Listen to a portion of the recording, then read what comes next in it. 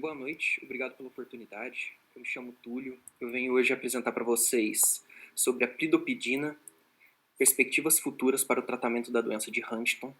Eu venho representando o nosso grupo, que é composto eu, Túlio Ezequiel, João Gabriel Medina Denizar, Lucas Coelho Abreu, Paula Costa Vieira Paiva e tivemos a honra de ter como orientadora a Cíntia Bicalho Borini. Antes de falar da pridopidina, eu gostaria de começar estabelecendo alguns conceitos e algumas causas sobre a doença de Huntington. A doença de Huntington é uma doença autossômica dominante que é provocada por uma mutação no gene da huntingtina.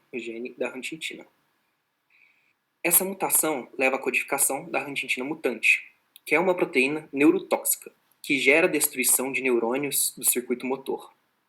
Essa alteração ela gera alguns sintomas, algumas complicações, que temos como distúrbio motores, cognitivos e psiquiátricos. Atualmente não tem nenhum tratamento padrão ouro para a doença de Huntington. O tratamento ele é basicamente sintomatológico.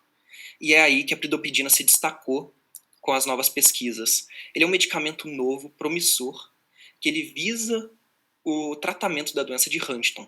Ele tem uma afinidade muito grande, esse medicamento tem uma afinidade muito grande com o receptor sigma-1R, que é um receptor novo ainda sendo estudado, e esse receptor promove a neuroproteção dessa toxicidade da huntingtina mutante.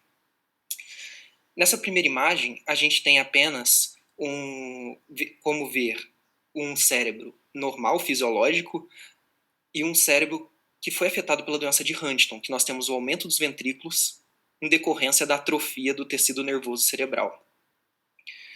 Para a realização desse trabalho, dessa revisão narrativa, nós usamos estudos que pegamos da Livraria Nacional de Medicina dos Estados Unidos, conhecido também como PubMed, dos anos entre 2016 e 2020, pois é necessário que seja algo muito atual para falar desse novo medicamento. Nós temos como objetivo avaliar efeitos desse novo medicamento, a pridopidina, e sua repercussão na doença de Huntington, e analisando se é uma possibilidade de ser uma futura opção terapêutica para essa doença e outras possíveis doenças. Com os conceitos estabelecidos, podemos falar um pouquinho sobre o medicamento em si. Primeiramente, esse medicamento foi descrito como estabilizador dopaminérgico e antagonista do receptor D2 da dopamina. Ou seja, ele é um medicamento para distúrbios motores, em geral. E ele começou a chamar a atenção dos pesquisadores, uma vez que ele oferece uma vantagem mediante a outros antidopaminérgicos, que ele evita transtornos extrapiramidais. Porém, observou-se que ele tem um efeito secundário, que é com a sua relação e afinidade com esse receptor sigma-1, que eu citei na introdução, o S1R. Esse processo, com o S1R, ele leva ao aumento da transcrição de um fator chamado fator neurotrófico derivado do cérebro, que se encontra diminuído em pessoas com doença de Huntington e outras patologias que têm relação com a neurotoxicidade. Esse fator ele tem uma função muito importante na sobrevida neuronal. Então, ele é um fator neuroprotetor contra a neurotoxicidade da huntingtina mutante. Então, esse medicamento passou a ser mais promissor ainda, uma vez que ele gera neuroproteção contra neurotoxicidade. Nós temos uma imagem que mostra o mecanismo de ação que ainda está sendo investigado desse sigma-1R ao estar ligado com a pridopidina. No fisiológico, nós temos o neurônio cortical, a huntingtina codifica o BDNF, que é o fator que eu citei logo acima.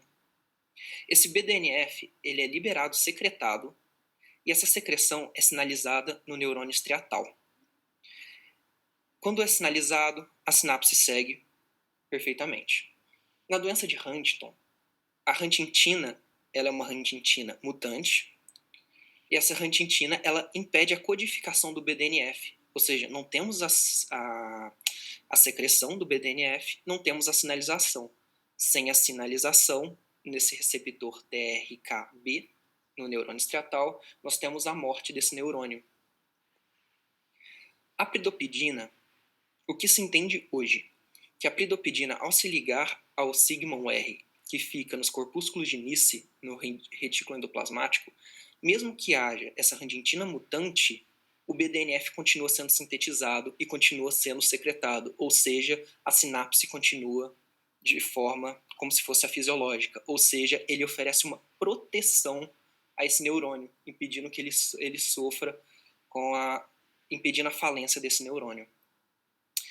Enfim, como conclusão, nós temos que a pridopidina ela é promissora, porque ela tem potencial de ser um tratamento para essas doenças, esses distúrbios neurodegenerativos, já que não temos um padrão ouro.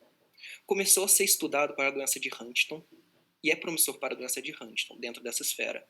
Porém, todavia, sua aplicação em humanos, ele demanda novos estudos. Porém, como já foi citado, ele é promissor não para só a doença de Huntington, mas para outros distúrbios neurodegenerativos. Gostaria de agradecer pela oportunidade. Obrigado.